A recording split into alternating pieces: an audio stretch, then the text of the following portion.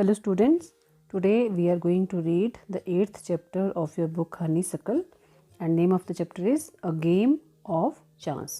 बच्चों, वैसे तो चांस का मतलब होता है मौका या अवसर, लेकिन जो हमारा चैप्टर है उसमें चांस का मतलब है आपकी किस्मत, तो किस्मत का खेल।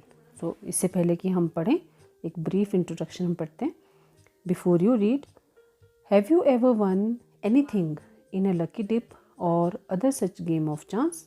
क्या आपने कभी भी किस्मत आजमाओ खेल, लकी डिप जिसको बोलते हैं, आपके स्कूल में कभी आपने खेले होंगे, या ऐसा कोई और गेम किस्मत का कोई खेला है या जीता है? Do you like such games? क्या आपको ऐसी गेम्स पसंद हैं? चलिए पढ़ते हैं chapter a game of chance. Every year on the occasion of Eid there was a fair in our village. हर साल ईद के अवसर पर हमारे गांव में मेला लगता था। Eid was celebrated only one day but the fair lasted many days. Eid तो सिर्फ एक दिन होती थी, मतलब ईद तो केवल एक ही दिन मनाई जाती थी, मगर जो मेला था वो कई दिनों तक चलता था। हमारा गांव बच्चों किसका है ये, जिन्होंने ये लेसन हमें लिख के यहाँ पे, जिनकी तरफ से ये हम लेसन पढ़ रहे हैं, है ना, जो राइटर होते हैं, तो उनके गांव की वो बात कर रहे हैं और यहाँ पे वो अपना जो एक्सपीरियंस है वो हमारे साथ शेयर कर रहे हैं। So tradesmen from far and wide came there with all kinds of goods to sell. व्यापारी जो थे दूर दूर से कई प्रकार की वस्तुएं बेचने के लिए आते थे। You could buy anything from a small pin to a big buffalo.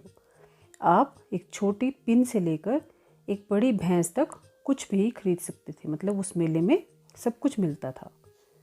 Uncle took me to the fair. Uncle यानी चाचा जी मुझे मेले में ले गए, मुझे मतलब जो राइटर हैं। भैया who worked for us at home came with us. एक भैया हैं जो हमारे लिए घर पर काम किया करते थे, वो हमारे साथ आए, वो उनका एक तरह से सर्वेंट है। So there was a big crowd at the fair. मेले में बहुत भीड़ थी। Uncle was leading us through the crowd when he met a few of his friends. चाचा जी हमें भीड़ में से ले जा रहे थे जब उन्हें अपने कुछ दोस्त मिले। They wanted him to spend some time with them. तो वे दोस्त चाहते थे कि चाचा जी कुछ समय उनके साथ बिताएं। Uncle asked me whether I would like to look around the fair with bhaiya till he came back. चाचा जी ने मुझसे पूछा कि क्या मैं तब तक भैया के साथ मेला देखना पसंद करूँगा जब तक वे वापस नहीं आते।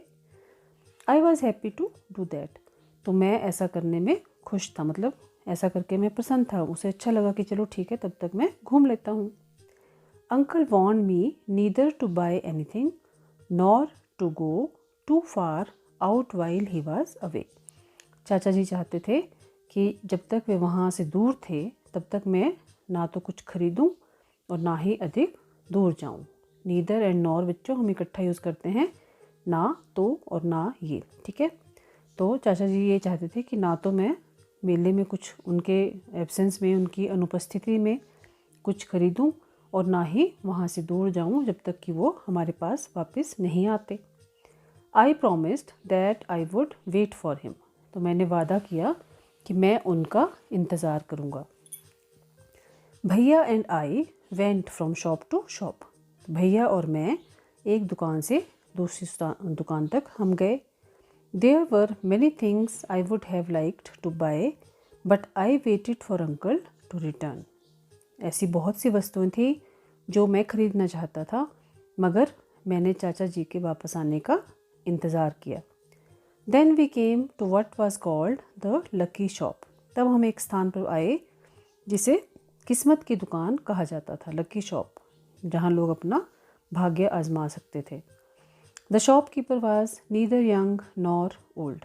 तो दुकानदार ना तो जवान था ना ही बूढ़ा था।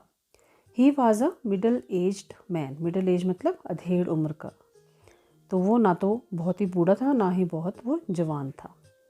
He seemed neither too smart nor too lazy. तो ना तो वो अधिक चुस्त और ना ही बहुत सुस्त लग रहा था। He wanted everybody to try their luck. वो चाहता था कि सब अपने किस्मत को आजमाएं। प्रत्येक व्यक्ति उसकी दुकान पर आके वो लकी गेम खेलें और अपनी किस्मत आजमाएं। There were discs on the table with numbers from 1 to 10 facing down. तो उसके पास मेज पर कुछ प्लेटें पड़ी थी जिन पर 1 से 10 नंबर थे और वो उल्टी पड़ी थी। फेसिंग डाउन मतलब उनके जो फेस थे, प्लेट का जो फेस था वो नीचे की तरफ को था, मतलब प्लेटें उसने उल्टी करके रखी थी और उनके ऊपर 1 से 10 तक नंबर लिखे थे। All you had to do was to pay 50 पैसे, pick up any 6 discs, add up the numbers on the discs and find the total. आपको क्या करना था कि आपको 50 पैसे देने थे, कोई 6 प्लेटें उठानी थी और जो प्लेटें उठाई थी उनके नंबरों का जोड़ करना था और जो टोटल था वो देखना था। ठीक है। The article marked with that number was yours. और जो टोटल करके नंबर आता उस नंबर की वस्तु आपकी हो जाती। एन ओल्ड मैन पेड 50 पैसे एंड सेलेक्टेड 6 डिस्क्स। एक बूढ़े व्यक्ति ने 50 पैसे दिए और 6 प्लेटें चुन ली। He added up the number on them and found the total was 15। उसने उन नंबर्स को जब ऐड किया, 6 प्लेट्स के ऊपर जो नंबर लिखे थे उनको जब टोटल किया तो क्या आया, उसका टोटल था 15। तो 15 नंबर पर जो चीज़ थी, he was given the article marked 15 which was a beautiful clock. तो उस व्यक्ति को क्या दिया गया, जो 15 नंबर की जो वस्तु थी, 15 नंबर पर जो वस्तु लिखी गई थी जो कि एक सुंदर घड़ी थी, वो उसे दी गई। But the old man did not want a clock. लेकिन उस बूढ़े आदमी को वो घड़ी नहीं चाहिए थी। The shopkeeper obliged him by buying it back for 15 rupees. तो शॉपकीपर ने, दुकानदार ने उस घड़ी को 15 रुपये में वापस खरीद कर मानो उसे खुश कर दिया, है ना, या उस पर एहसान कर दिया। The old man went away very pleased. तो बूढ़ा व्यक्ति बहुत प्रसन्न होकर चला गया। तो बच्चों, यहाँ तक आपको चैप्टर समझ में आ गया होगा।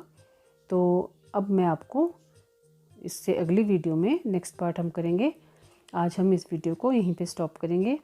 अब आप इसे खुद भी पढ़ें और जो डिफ़िकल्ट वर्ड्स हैं उन्हें अंडरलाइन करें और कोशिश करें कि आप उनके सेंटेंसेस बनाएं मीनिंग ढूंढकर। और मीनिंग कहाँ से ढूंढने हैं आपने, डिक्शनरी में से। ठीक है। और इसको आपने बार बार पढ़ना है, रिवाइज़ करना है, क्योंकि ये इम्पोर्टेंट चैप्टर है और आपके एग्ज़ाम में भी आएगा। तो अब जैसे कि आपके टीचर्स ने भी स्कूल में भी बताया होगा कि हमें ग्रामर में नाउन वगैरह भी पढ़ने पड़ते हैं। तो इस जो हमने ये 5 पैराग्राफ पढ़े हैं, इनमें से जो भी आपको नाउन शब्द जो हैं वो मिलेंगे, वो भी आपने नोट करने हैं अपने पास। और जो एडजेक्टिव्स हैं, नाउन क्या होता है बच्चों, नेमिंग वर्ड्स आर नाउन, यानी जिन चीज़ों के नाम होते हैं, जैसे क्लॉक है, टेबल है, शॉपकीपर है, फिर आपकी शॉप है ना, जितने भी शब्द हैं वो जो हमारे, जैसे फेयर है, फेयर भी एक चीज़ का नाम है, मतलब मेले का नाम, मेला होता है फेयर। तो जिस भी चीज़ का नाम होता है ना, तो हम डेफिनेशन में क्या लिखेंगे, noun is the name of a person, place और थिंग्स। ठीक है। या आप लिखेंगे नेमिंग वर्ड्स आर नाउन्स। तो आपने इन 5 पैराग्राफ में से एक तो नाउन ढूंढने हैं, उन्हें अपनी नोटबुक में लिखना है, ये आपकी आज की एक्टिविटी है। और दूसरा, आपने एडजेक्टिव इसमें जो मिलेंगे आपको वो भी ढूंढने हैं। एडजेक्टिव क्या होते हैं, adjectives are the words which add qualifications या क्वालिटीज़ टू नाउन और प्रोनाउन। जैसे हम बोलेंगे क्लॉक और साथ में है ब्यूटीफुल, तो ब्यूटीफुल क्लॉक मतलब सुंदर घड़ी। तो घड़ी कैसी है, सुंदर है। तो घड़ी में क्या ऐड किया गया, सुंदरता के लिए ब्यूटीफुल। तो ब्यूटीफुल शब्द जो है वो एडजेक्टिव है। तो इस तरह से आपने इन 5 पैराग्राफ में से नाउन छांटने हैं और एडजेक्टिव छांटने हैं। ये आपकी आज की असाइनमेंट है। अगली वीडियो में हम सेकंड पार्ट इसका करेंगे। तब तक आप अपना ध्यान रखें और कोरोना से फिर बच कर रहें, क्योंकि फिर से कोरोना फैलने लग गया है। आप मास्क का ज़रूर प्रयोग करें और बार बार अपने हाथों को सैनिटाइज़ करें या साबुन से धोते रहें।